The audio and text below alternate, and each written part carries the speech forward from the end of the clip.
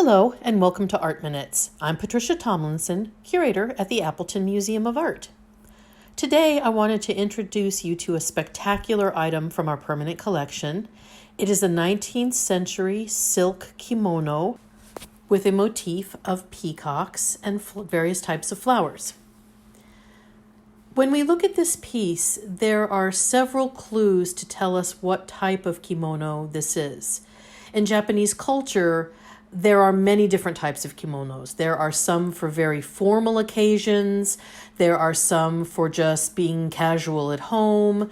There are some for going out with your friends or maybe going out to dinner or a play. So there are various types, and this type is the utsikake kimono. And how we know this is by one, the very elaborate, rich embroidery on it, and two, the fact that it is actually very long.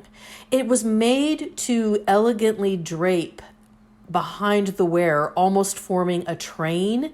And when you look at the bottom of this piece, you can see that it is heavily padded because it would have been dragging behind the wearer along the ground. So the padding is to protect the actual silk kimono from that friction when it was dragging behind the person on the ground. When we zoom in a little bit on the individual motifs, we see various types of flowers. Some can be identified and some are a little harder.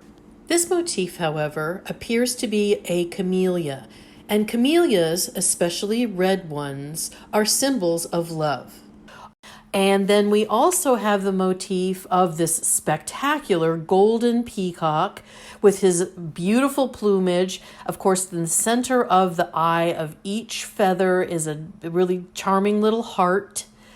And all of these things work together to say that this is a wedding kimono. Because when you also break down the individual elements, peacocks, they're signifiers of fertility, of wealth. And this is in part because they have an abundant amount of tail feathers. So this abundance signals fertility and wealth.